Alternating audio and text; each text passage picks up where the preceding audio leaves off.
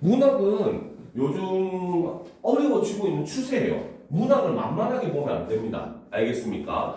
선생님이 누누이 강조하듯이 그 재작년에 이제 킬러 문학을 없앤다 해가지고 한참 시끄러웠잖아, 그렇죠? 그래서 그 이후로 사실 킬러 문학의 타겟이 된 게 사실 비문학 독서 부분이었거든요.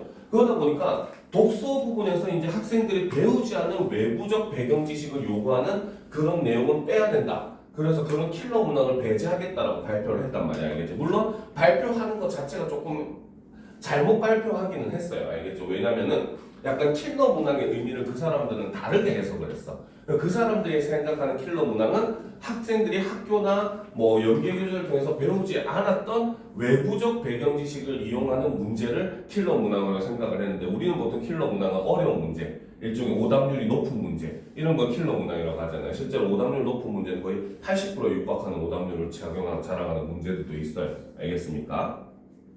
그런데 이제 그 평가원 측에서는 이제 그러한 킬러 문항을 없애겠다라고 얘기를 했었고, 그 기조가 사실 재작년 수능, 작년 수능까지 그대로 이어져가지고, 사실 원래는 비문학 독서 같은 경우는 연계율이 50%야.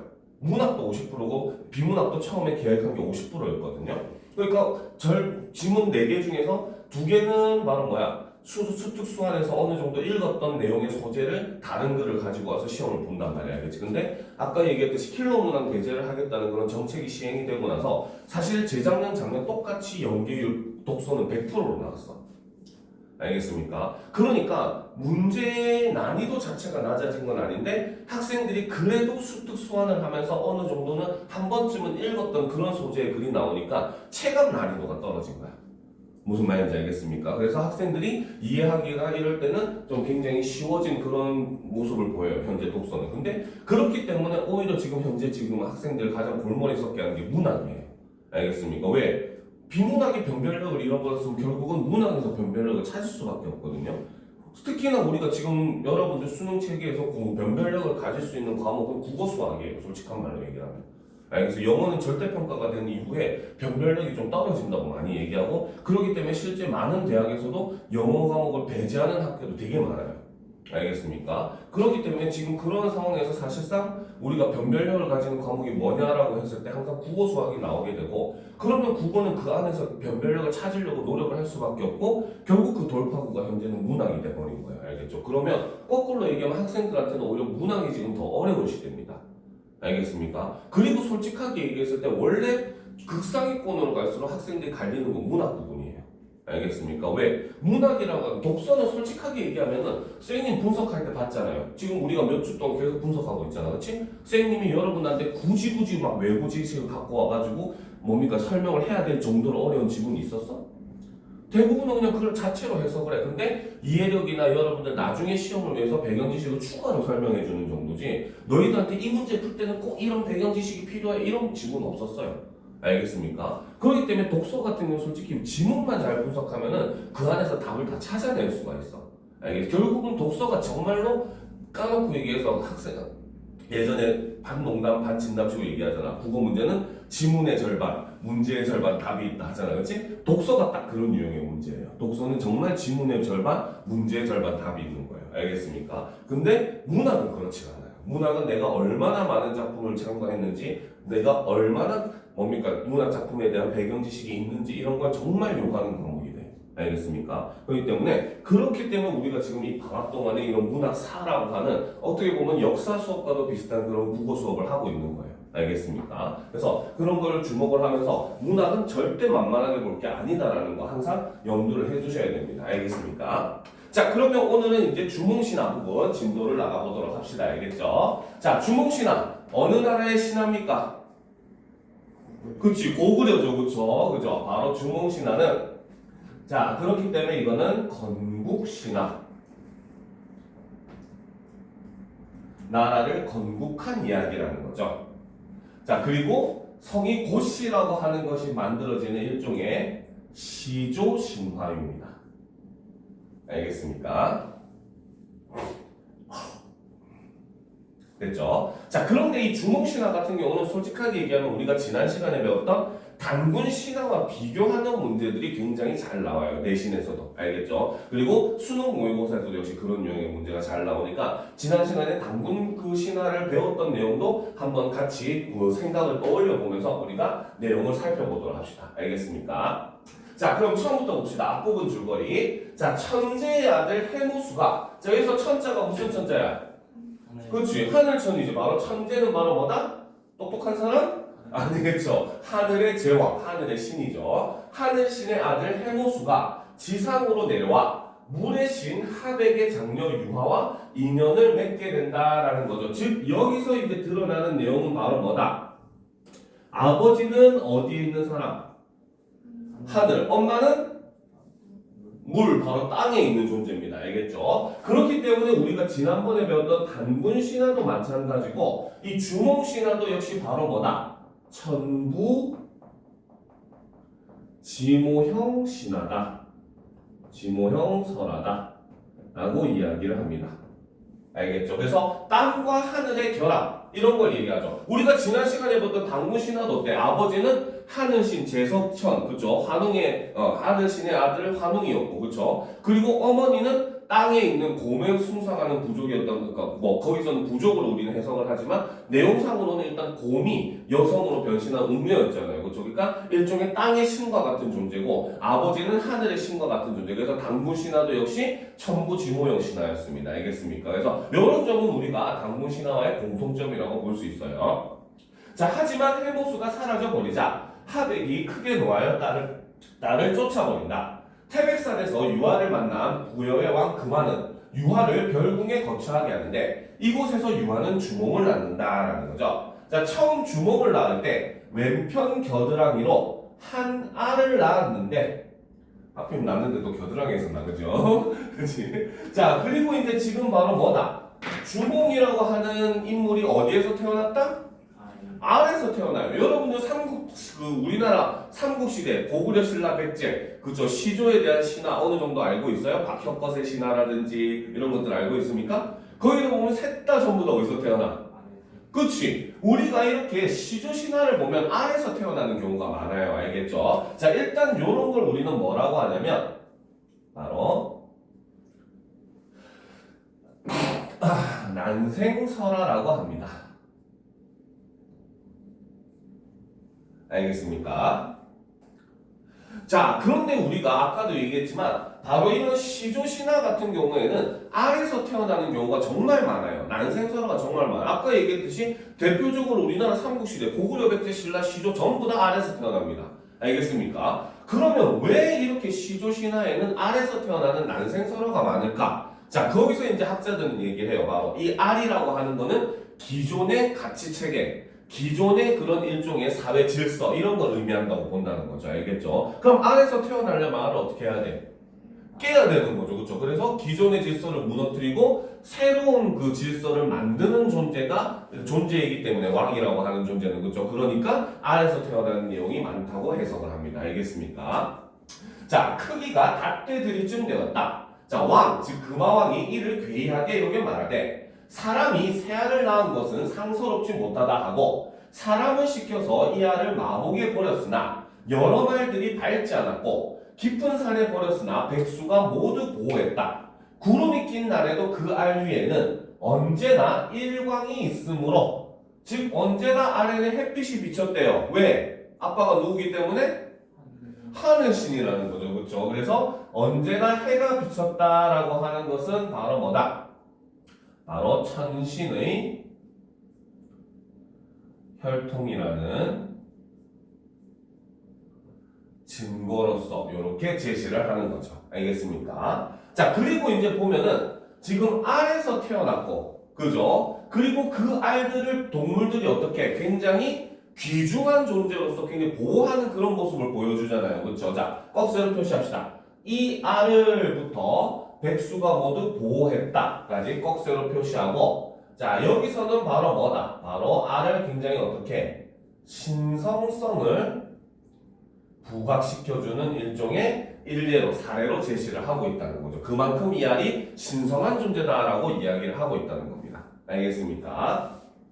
자, 그런데 이제 우리가 여기서 한 가지 사실 이 주몽신화의 특징이 있어요. 알겠죠? 자, 주몽신화의 가장 큰 특징이 바로 뭐냐? 바로 우리가 일반적으로 보는 영웅신화와 구조가 똑같습니다. 알겠습니까? 자, 그래서 지금 이 첫 부분에서는 바로 뭐다? 그렇죠? 자, 기르도록 했다. 옆에다가 화살표를 하고 쓰도록 합시다. 자, 여기서는 바로 그렇죠? 자, 주몽신화의 영웅, 설화적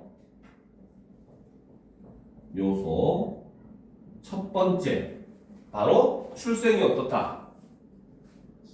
그치, 바로 비범한 출생을 한다는 거죠. 혹은 뭐 기이한 출생해도 돼요. 그렇죠? 탄생 과정이 평범하지 않다. 그렇죠? 알에서 태어났는데 어떻게 평범하겠어, 그렇지? 됐습니까? 자, 계속 보도록 합시다. 자, 알은 마침내 열리고 한 사내 아이를 얻었는데 낳은 지 한 달이 못 되어 말을 하였다. 참고로 여기서 말은 엄마, 아빠 이게 아니에요. 알겠습니까? 어머님 파리가 눈에 자꾸 붙어가지고 잠을 못 자겠습니다. 그 저에게 활과 화살을 만들어 주십시오. 이런 말입니다. 알겠죠? 한 달 만에 말을 했대요. 그래서 주몽은 어머니에게 여러 파리들이 문을 물어 잠을 잘 수가 없으니 어머니는 나를 위하여 활과 화살을 만들어 달라고 했다. 그의 어머니가 갈대로 활과 화살을 만들어 주자 이것으로 방거 위에 파리를 쏘아서 화살이 날면 모두 맞았다라는 거죠. 자, 꺽쇠로 표시합시다. 자, 여기서는 바로 뭐다? 영웅, 설화적 요소 두 번째 바로 비범한 능력을 가진 모습을 보여주더라는 거죠. 알겠습니까? 됐습니까? 그렇죠? 자, 그런데 이제 봅시다. 부여에서는 활 잘 쏘는 사람을 주몽이라고 했다. 그러니까 얘 이름이 뭐다? 주몽이라는 거죠. 그렇죠? 이것이 바로 뭐다? 주몽 이름의 유래를 이렇게 설명을 해줬다는 거죠. 됐습니까? 그렇죠? 자, 나이가 장대해지자 재능도 겸비하였다. 금왕에게 아들 7이 있었는데 항상 주몽과 같이 사냥하였다. 왕자 및 종자 40여인은 겨우 사슴 한 마리를 잡았으나 주몽은 사슴을 쏘아 잡은 것이 아주 많았다. 왕자는 이를 질투해서 주몽을 잡아 나무에 메어놓고 사슴을 빼앗아가 버렸는데 주몽은 나무를 뽑아서 돌아왔다. 그렇죠? 태자인 대소가 왕에게 말하되 주몽은 신용이 있는 사람이고 눈길이 남다르니 만약 일찍 도마하지 않으면 반드시 뒷근심이 있을 것입니다. 라고 해서 바로 슬슬 위기가 닥칠 이제 조짐이 보이는 거죠. 바로 뭐다? 기존의 왕자가 바로 뭐다? 주몽을 질투하는, 시기 질투하는 모습을 보여준다는 겁니다. 그죠? 자, 보도록 합시다. 자, 하였다. 왕은 주몽에게 말을 기르게 하여 그 뜻을 시험코자 하였다. 즉, 주몽이 반란을 일으킬지 안 일으킬지를 지금 시험을 했다는 거죠. 자, 그런데 이제 주몽이 한 말을 봤는데 그 말이 어때? 준마임을 알고 몰래 말 혀 끝에 바늘을 찔러 놓았더니 그 말은 혀가 아파서 물과 풀을 먹지 못하고 야위어 갔다라는 거죠. 자, 우리는 이미 주몽신화의 내용을 다 알고 있죠. 그렇죠? 이거 모르면 혼나야네. 고등학교 2학년이 그지? 자, 그래서 이 말이 나중에 어때? 나중에 상으로 받아가지고 얘를 이제 다시 잘 먹여가지고 살찌우잖아. 그치? 자, 그렇기 때문에 여기서는 바로 이런 부분은 주몽의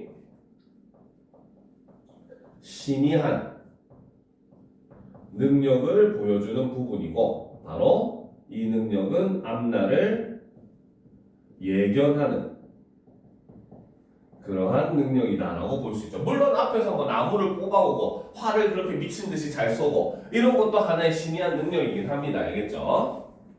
자, 계속 봅시다. 왕이 마법을 순행하다가 여러 마리 모두 살찐 것을 보고 크게 기뻐하며 마른 말을 주몽에게 주었다. 주몽은 이를 얻어서 바늘을 뽑고 더욱 잘 먹였다. 주몽은 오이, 마리, 혁보 등 삼인과 같이 남쪽으로 행하여 개사수에 이르렀으나 건널 배가 없었다. 출격하는 병사들이 문득 닥칠까 두려워서 자, 지금 뭡니까? 주몽이 친구 3명하고 이렇게 도망을 가고 있는 상황이라는 거야. 바로 병사들이 지금 쫓아오고 있는 상황이라는 거죠. 그렇죠? 자, 이것이 바로 뭐다?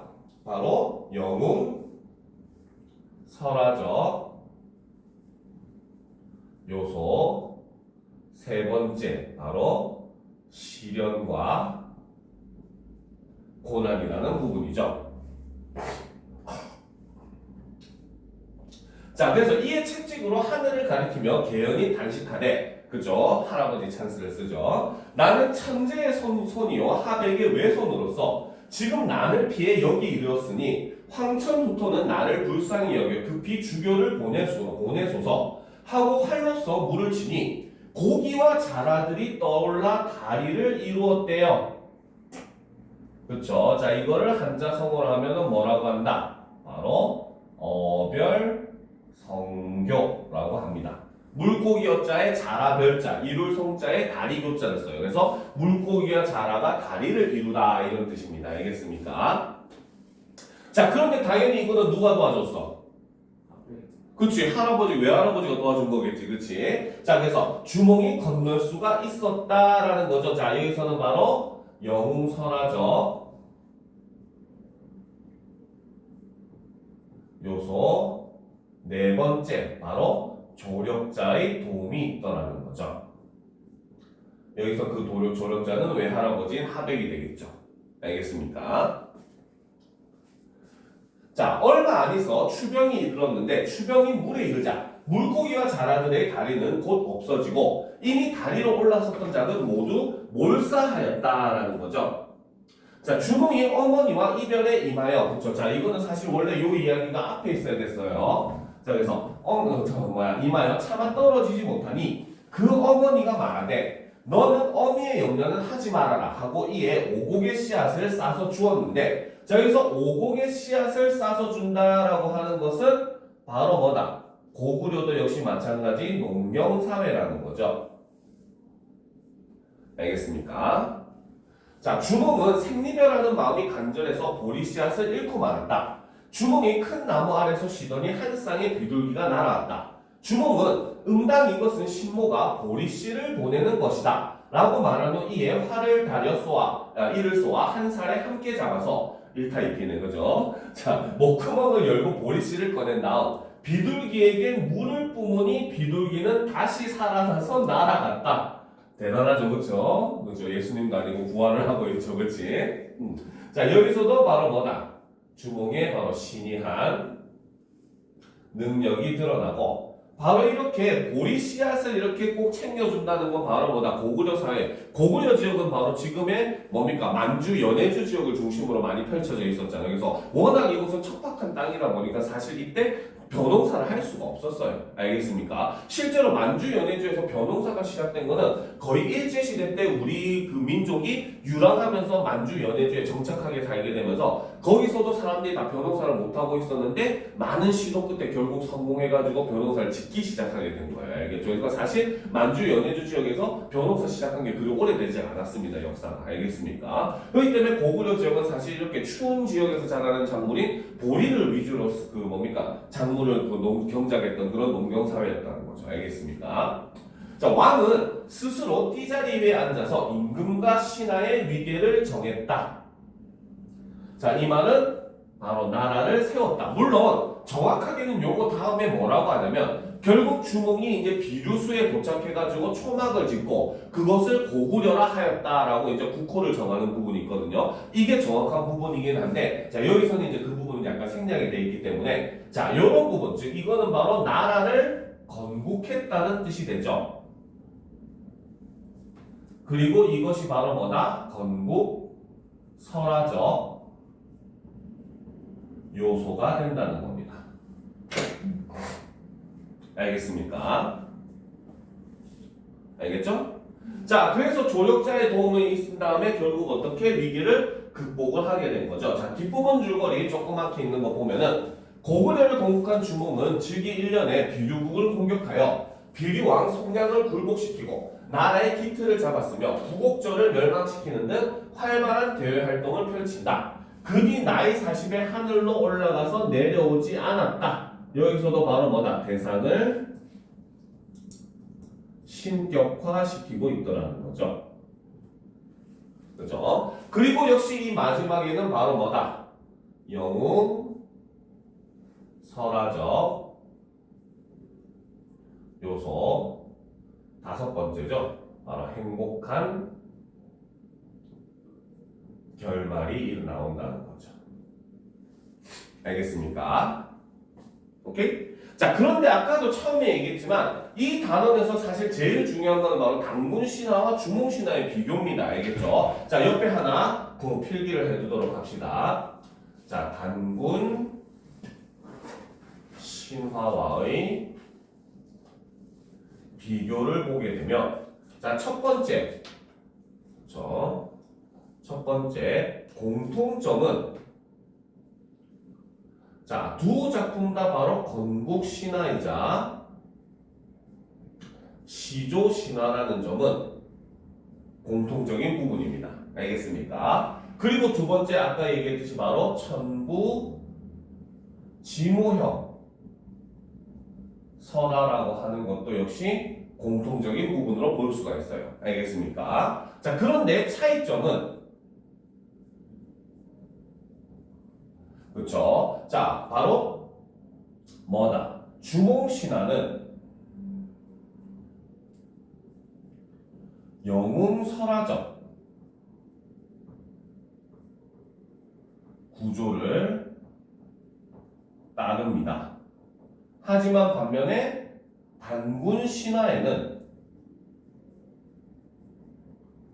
시련과 극복 과정이 존재하지 않아요. 즉, 단군은 처음 태어날 때부터 다이아 수저를 몰고 태어나가지고 아주 편안하게 나라를 다스린 다음에 뭡니까? 나중에 죽게 되는 그런 모습을 보여준다는 거죠. 알겠죠? 그래서 바로 이렇게 영웅설화적 구조를 주몽신화는 따르고 단군신화는 따르지 않고, 특히나 그 중에서 차이가 나는 게 바로 단군신화에는 시련고난의 요소가 없다는 거죠. 알겠습니까? 자, 그리고 두 번째는 바로 뭐다?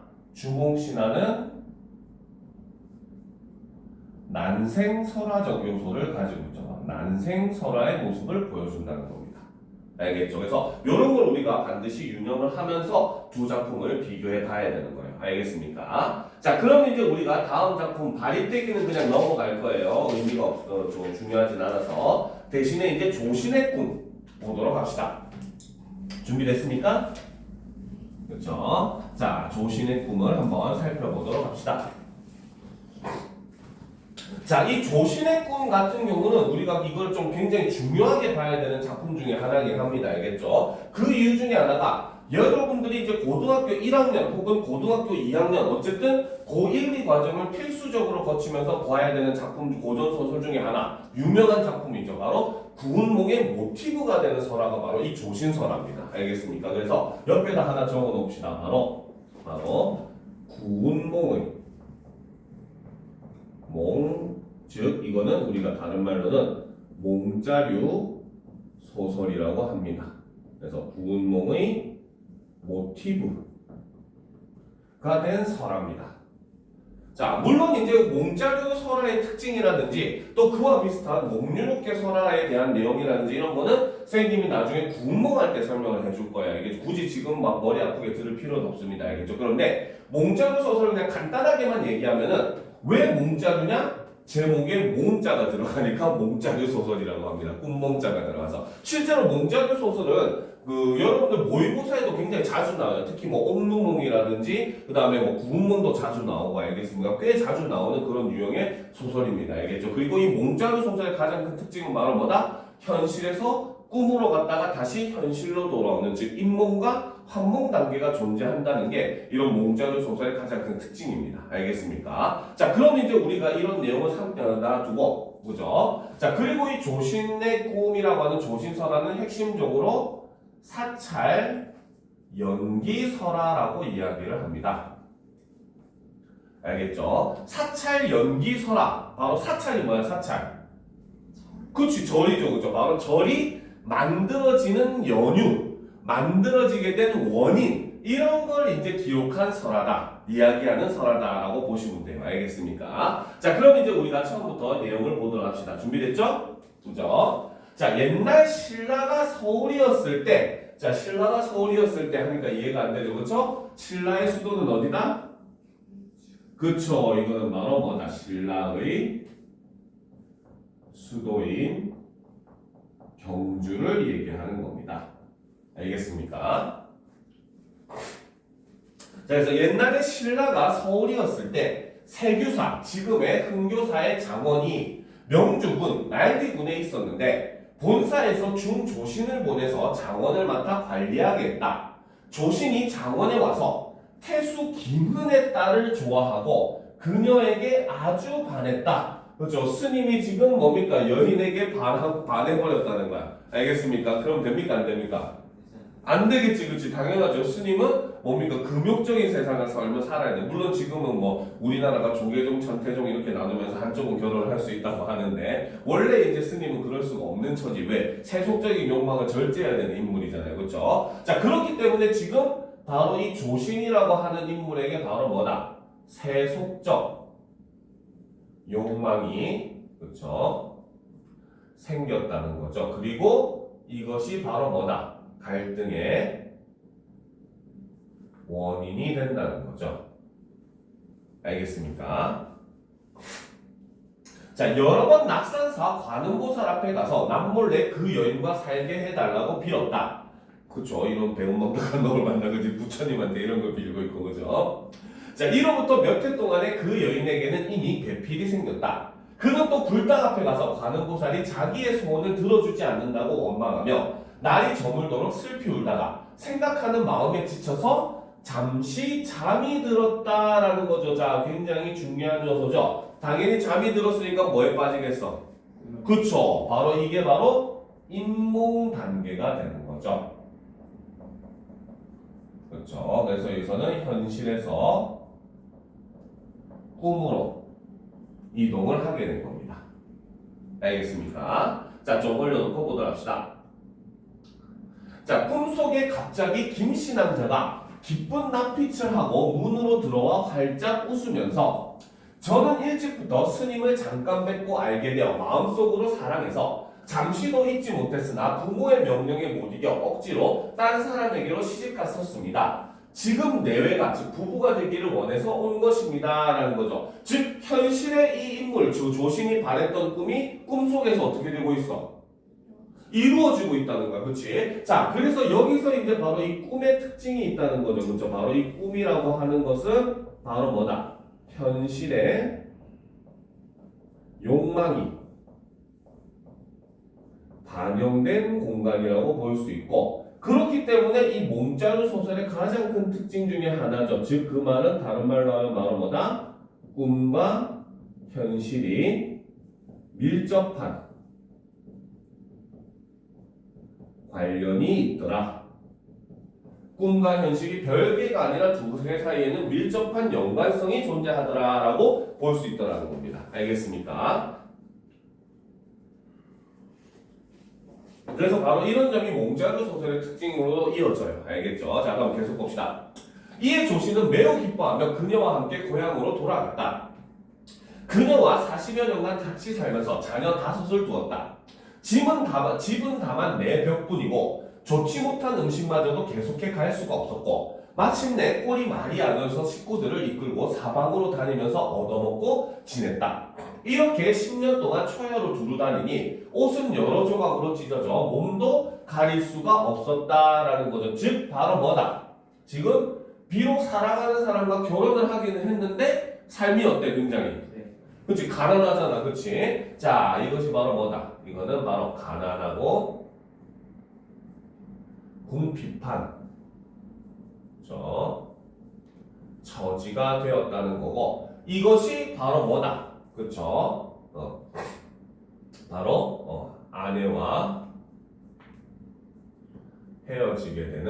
헤어지는 원인에 해당한다는 거죠. 알겠습니까? 자, 마침 명주 해연령을 지날 때 15세 되는 큰아이가 갑자기 굶어 죽어 통곡하면서 길가에 묻었다라는 거죠. 첫째 아이가 결국은 굶어 죽어버려가지고 길가에다가 그 아이를 묻어주었다라고 하는 겁니다. 알겠죠? 근데 미리 빅 스포일러를 미리 얘기해 준다면 나중에 이제 꿈에서 깨어나가지고 이 아이가 죽은 자리를 파다 봤더니 뭔가가 나오게 돼요. 알겠습니까? 돌미륵이 나옵니다. 그래서 이 부분은 바로 뭐다? 바로 후에 현실에서 그렇죠? 돌미륵 사건의 일종의 사건과 그렇죠? 이어지게 됩니다. 그래서 돌미륵 사건과 일종의 대응을 하는 내용이 되는 거예요. 알겠죠? 자, 계속 보도합시다. 남은 네 식구를 데리고 그들 내외는 우곡현, 지금의 우현에 이르러 길가에 옥을 짓고 살았다. 이제 내외는 늙고 병들었다. 게다가 굶주려서 일어나지도 못하니 10세 된 계집아이가 밥을 빌어다 먹는데 다니다가 마을 개에게 물렸다. 아픈 것을 부르짖으면서 앞에 와서 누웠으니 부모도 목이 메어 눈물을 몇 줄이고 흘렸다라는 거죠. 자, 또 올려놓고 보도록 합시다.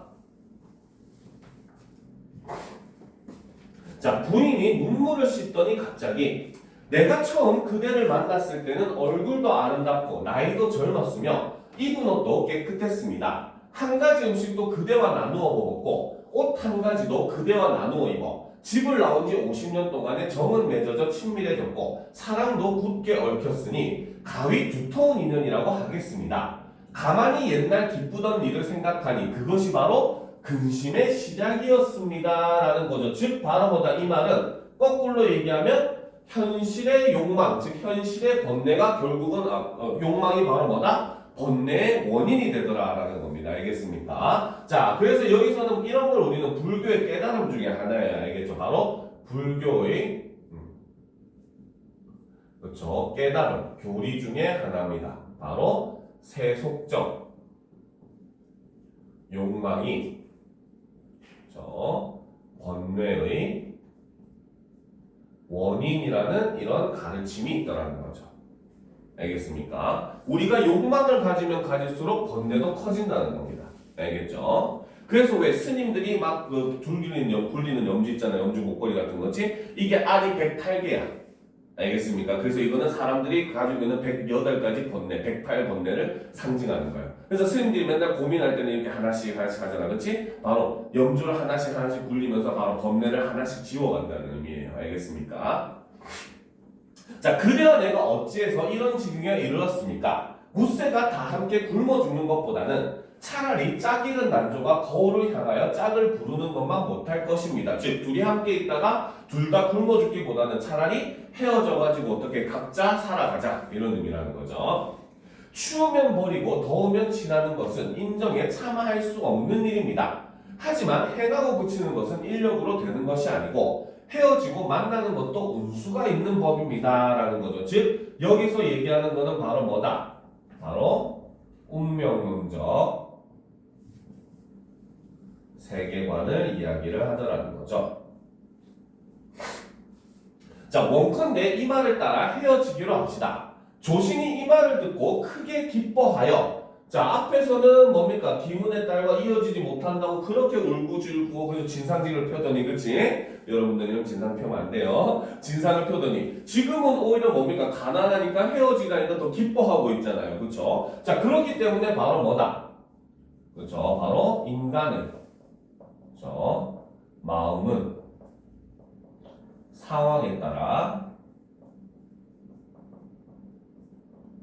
쉽게 변한다 라는 걸 보여주더라는 겁니다. 알겠습니까? 됐죠? 그죠? 자, 그래서 각각 아이 둘씩 나누어 데리고 장차 떠나려 하니 여인이 나는 고향으로 갈 테니 그대는 남쪽으로 가십시오. 이리하여 서로 작별하고 길을 떠나려 하는데 꿈에서 깨었다는 거죠. 그쵸? 바로 여기가 환몽 단계, 꿈에서 돌아온 단계가 되는 것이고 그렇기 때문에 이 부분에서 꿈에서 현실로 나오게 되죠. 그래서 이걸 환몽 또는 다른 말로는 감몽이라고 하기도 합니다. 알겠습니까? 이해가 돼요? 그렇죠? 자, 그럼 계속 보도록 합시다. 자, 타다 남은 등장부는 깜박거리고 밤도 이제 새려고 한다라는 거예요. 즉 바로 뭐다? 꿈속에서 내가 50년 동안 그 뭡니까? 여인과 김씨 여인과 함께 살았는데 알고 보니 그거는 바로 뭐였다? 악몽이 아니라 바로 뭐다? 하룻밤 꿈이었다는 거죠. 그렇죠? 바로 뭐다? 김여인과의 일이 사실은 하룻밤 꿈이었다는 거. 진짜 50년이 아니라 그냥 하루만에 꾸었던 꿈이었다는 거죠. 알겠습니까? 이걸 우리가 한자성어로 하면 바로 뭐다? 일장 춘몽, 남가 일몽, 한단 지몽, 장주 지몽, 호전몽 이렇게 얘기를 합니다. 알겠습니까? 자, 아침이 되었다. 수염과 머리털은 모두 휘어졌고 망연히 세상일의 뜻이 없다. 바로 인생무상을 깨달았다는 겁니다. 알겠죠? 자, 괴롭게 살아가는 것도 이미 싫어졌고 마치 한평생의 고생을 다 겪고 난 것과 같다. 재물을 탐하는 마음도 얼음 녹듯이 깨끗이 없어졌다라는 거죠. 즉 바로 뭐다? 이 하룻밤 꿈을 통해 가지고 인생무상을 깨닫게 되고 모든 세속적 번뇌가 사라진 상태가 되었다는 겁니다. 알겠죠? 자, 이에 관음보살의 상을 대하기가 부끄러워지고 잘못을 뉘우치는 마음을 참을 길이 없다. 그는 돌아와서 해안에 묻은 아이를 파보니 그것은 바로 돌미륵이었다라는 거죠. 자, 아까 앞에 선생님이 미리 스포일러로 얘기해줬어. 그치? 즉 바로 뭐다? 꿈속에서는 죽은 첫째 아이가 묻었던 자리인데 이곳을 파보니까 돌미륵이 있다는 거야. 그쵸? 자, 이거는 우리가 두 가지 의미로 볼 수가 있어요. 바로 첫 번째는 이 돌미륵은 바로 뭐다? 꿈과 현실을 이어주는 매개체라는 거죠. 즉 완전히 꿈이 아니라 뭔가 이제 뭡니까? 요건이 있었다는 거죠. 현실이 그렇죠. 어느 정도 현실이었다는 거죠. 자, 그런데 두 번째 하필이면 나온 게 바로 뭐야? 돌미륵 부처님 상인 겁니다. 알겠습니까? 즉 바로 뭐다? 이 조신이 꾼 꿈은 누구에 의해서 계획된 거였다? 그렇죠. 부처 신에 의해서 계획된 것이라는 겁니다. 알겠습니까? 그래서 바로 뭐다? 조신의 꿈은 그렇죠. 부처 즉 절대자죠. 그렇죠. 에 의한 것이라는 거죠. 실제로 이제 구운몽을 보면 이제 성진의 스승인 육관대사가 성진을 꿈을 통해 가지고 깨달음을 얻게 하거든요. 그렇죠? 그러면 조신설화에서 부처 구운몽에서 육관대사와 같은 역할을 하는 게 이 조신설화에서는 부처라고 볼 수 있다는 겁니다. 알겠습니까? 그래서 물로 씻어서 근처에 있는 절에 모시고 서울로 돌아가 장원을 맡은 책임을 내놓고 사제를 내서 정토사를 세워 바로 정토사라고 하는 절을 만들었다는 거죠. 그렇죠? 그렇기 때문에 우리는 이 설화가 무슨 설화?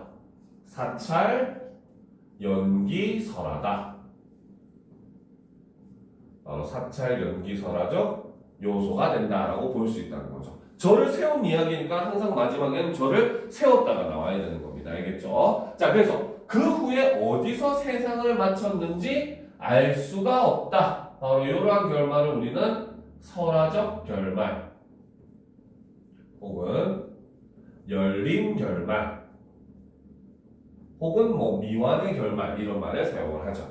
알겠습니까?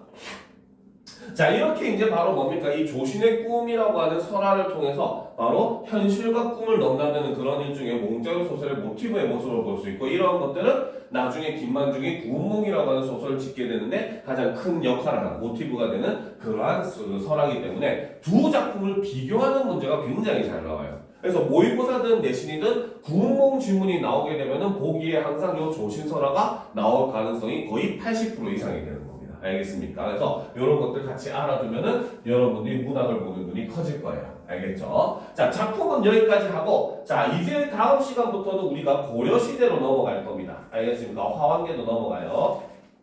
자, 우리는 이제 삼국시대와 신라시대를 거쳐서 고려시대로 가게 됩니다. 알겠습니까? 그런데 여기서 당연히 우리는 다음 시간부터는 고려가요에 대해서 배워야 되거든요. 그래서 우리는 이번 시간에 고려가요의 개념을 해놓고 마무리를 하도록 합시다. 알겠습니까? 자, 그러면 우리가 한번 보도록 합시다.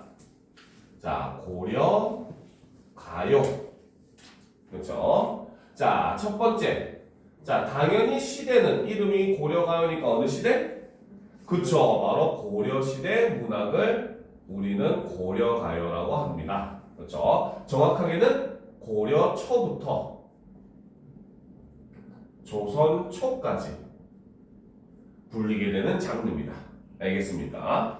자, 특히나 이 고려가요부터는 여러분들이 좀 더 유심히 볼 필요가 있어요. 알겠죠? 물론 앞에 우리가 배웠던 고대가요나 향가 같은 경우가 수능 모의고사에 안 나오진 않아요. 하지만 그 작품 수도 많이 적고 학교에 교과서에 실릴 수 있는 작품 수도 몇 개가 안 되기 때문에 솔직히 출제 빈도는 많이 낮은 편입니다. 알겠죠? 그러면 이제 학생들은 고전 문제를 줄 때 본격적으로 나오기 시작하는 게 바로 이 고려가요부터 시작이 됩니다. 알겠습니까? 그리고 특히나 이제 나중에 조선시대에 넘어가서 가사 같은 경우는 요즘 사실 고전 운문의 거의 60%는 가사에서 나오거든요. 그래서 그런 것들 우리가 중점적으로 볼 필요가 있다는 거죠. 자, 그 다음 이제 두 번째. 자, 고려가요는 요 주향유계층도 굉장히 중요합니다. 알겠습니까? 자, 이 고려가요는 아주 특이하게, 그렇죠? 원래는 평민 중심의 문학이었습니다. 알겠습니까? 그런데 굉장히 특이하게 이 고려가요는 후에 양반들을 넘어서 임금도 즐기는 궁중악으로 발전을 하게 돼요. 알겠습니까? 이런 걸 우리는 조금 어려운 말로 문화 상승 현상이다. 이렇게 얘기를 하는데 사실 이 문화 상승 현상이라고 하는 거는 세계적으로도 되게 드문 케이스입니다. 알겠습니까? 원래 문화라고 하는 건 상위 계층의 문화가 하위 계층으로 내려오는 게 일반적이에요. 그런데 거꾸로 이 고려가요는 하위 계층의 문화가 상위 계층으로 갔기 때문에 이런 점은 여러분들 잘 알아둘 필요가 있습니다. 알겠죠? 자, 그 다음 이제 세 번째. 자, 고려가요의 별칭, 다른 이름을 한번 살펴보면 자, 당연히 평민들의 노래다 보니까 아무래도 평민들의 그런 생활과 감정이 많이 녹아있겠죠. 그렇죠? 그러다 보니까 조금 야한 내용도 굉장히 많고 막 그랬어요. 그래서 조금 속된 내용들이 많았습니다. 알겠죠? 그래서 고려시대에 불린 속된 노래다라고 해가지고 별칭으로 고려 소교라고 부르기도 합니다. 알겠죠? 그리고 고려가요를 줄여서 이때도 MG가 많았나봐 바로 여요라고 부르기도 해요. 알겠죠? 그리고 실제로 고려 중력부터 시조가 만들어지거든요. 근데 시조에 비해서 고려가요는 길이가 길다 보니까 긴 노래라고 해서 장가라고 부르기도 합니다. 알겠습니까?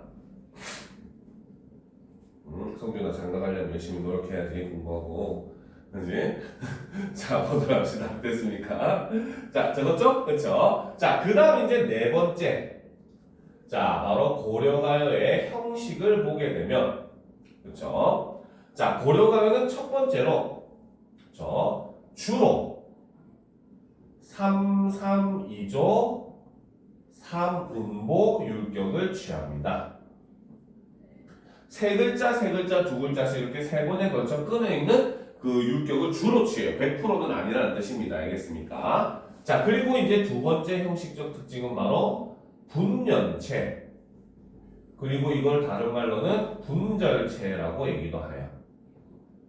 분연체 혹은 분절체 형식을 취한다. 자, 이게 무슨 뜻이냐? 분자가 나눌 분자야. 즉, 1년, 2년 나눈다. 이렇게 보면 돼요. 분절체는 1절, 2절 나눈다. 이렇게 보면 됩니다. 알겠습니까? 자, 그리고 세 번째.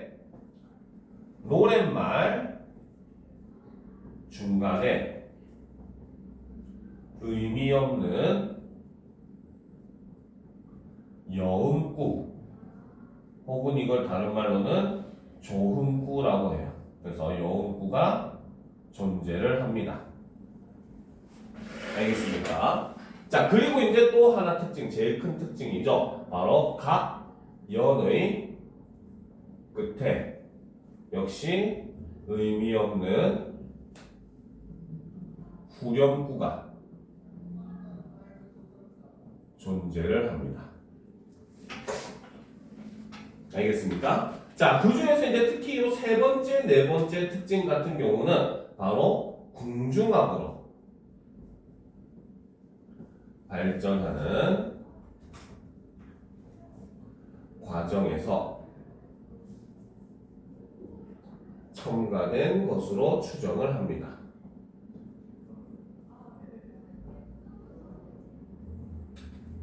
알겠죠? 자, 실제로 보게 되면은 원래 이제 평민들이 노래를 부를 때 그냥 입으로 흥얼거리면서 부르면 끝이었어. 알겠습니까? 그런데 나중에 이제 양반들을 넘어서 임금까지도 이 노래를 즐기게 되니까 임금 앞에서는 당연히 입으로 흥얼거릴 수 없잖아, 그치? 그러니까 정식으로 악기를 연주하고 거기에 맞춰서 노래를 불렀던 거야. 근데 이렇게 부르니까 연주는 존재하는데 가사가 떡하고 비어버리는 그런 공간이 생기더라는 거죠. 그래서 그걸 채우기 위해서 바로 남을 여자에 소리 음자를 써서 소리가 남는 구절에 집어넣은 구절이다라고 해서 여음구, 혹은 도들 조자에 흥겨울 흥자를 써가지고 흥을 돋우는 구절이다라고 해서 좋은구라고 하는 걸 의미 없이 집어넣었어요. 알겠습니까? 그리고 또 마찬가지 각 연애뿐마다 후렴구가 존재를 하는데 이 후렴구를 나중에 살펴보면 알겠지만 주제랑 관련이 없는 경우가 많아요. 알겠습니까? 주로 악기 소리를 흉내내는 그런 경우가 많고, 그리고 주제와 분위기도 안 맞고, 주제와 또 다른 의미가 약간 있는 듯한 그런 말을 집어넣지만 주제랑 전혀 상관이 없는 그런 내용이 들어가는 등 이렇게 작품하고 좀 연관성이 떨어집니다. 알겠습니까? 그래서 이런 것들을 학자들이 뭐라고 추측하냐면 바로 궁중악으로 발전을 하면서 추가된 것이다 라고 추측을 하는 거예요. 알겠죠? 자, 그 다음 다섯 번째.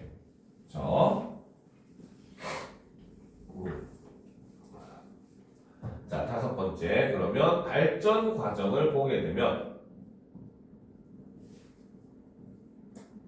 자, 첫 번째로, 자, 처음에는 굽이 전승되다가 조선 초 한글 창제 이후 문자로 기록이 되게 됩니다. 실제로 세종대왕이 훈민정음을 만들게 되고 이 훈민정음이 정말로 모든 소리를 기록할 수 있는가를 시험하는 과정에서 이렇게 우리나라의 구비문학으로 떠돌던 그런 문학들을 정리하는 작업을 해요. 그래서 우리는 그 일 때문에 지금도 이런 고전 작품들을 즐길 수 있게 된 거죠. 알겠습니까? 자, 그런데 이제 두 번째, 하지만 이 과정에서, 그쵸, 바로 정착 과정에서, 자, 요 낱말을 꼭 기억해야 돼요. 바로 남녀 상렬지사라 하여 남녀 간의 애정을 다룬 많은 작품이 소실이 되게 됩니다. 알겠죠? 실제로 우리가 역사적으로 조사를 해봤을 때 고구려 때까지는 우리나라의 국교가 불교였어요. 알겠죠? 그리고 사실 불교라고 하는 종교 자체는 굉장히 개방적인 종교입니다. 알겠습니까? 다른 종교를 배척하거나 이러지 않아요. 알겠죠? 그러다 보니까 실제로 사회 모습도 굉장히 개방적인 모습을 보여줬습니다. 고려 때까지. 알겠죠? 그러다 보니까 실제로 굉장히 성적으로나 이런 면으로 굉장히 개방된 모습을 많이 보여줘요. 알겠습니까? 그런데 조선시대는 유교가 이제 사회를 지배를 하게 되면서 사람들이 굉장히 보수적이고 봉건적으로 변하게 돼요. 그러니까 양반들의 눈에는 남녀 간의 애정, 남녀 간의 그런 모습을 전혀 용납을 할 수가 없었다는 거야. 알겠죠? 그래서 남녀 간의 애정을 다룬 많은 작품들이 다 사라지게 됩니다. 쉽게 얘기하면 아쉽겠지만 야한 작품들이 다 사라졌다라고 보시면 돼요. 알겠습니까? 너무 아쉬워하는데. 그치? 자, 그 다음 세 번째. 자, 그래서 현재, 자, 이건 책 이름이에요. 악장가사. 그 다음 악학괴범. 그 다음 시용향 악보에 총 25수만 전해지고 있습니다. 이 고려가요는 고려시대의 일종의 그 유행가 같은 그런 장르였어요. 알겠습니까? 근데 수많은 작품을 만들어졌음에도 불구하고 현재는 딱 25개 작품만 기록이 돼서 전해지고 있습니다. 알겠습니까? 자, 1번 시간 수업은 여기까지 하고 지금 거의 11시가 됐네요. 10분 정도 쉰 다음에 10분에 이제 우리가 이어서 내용을 나가도록 합시다. 알겠습니까?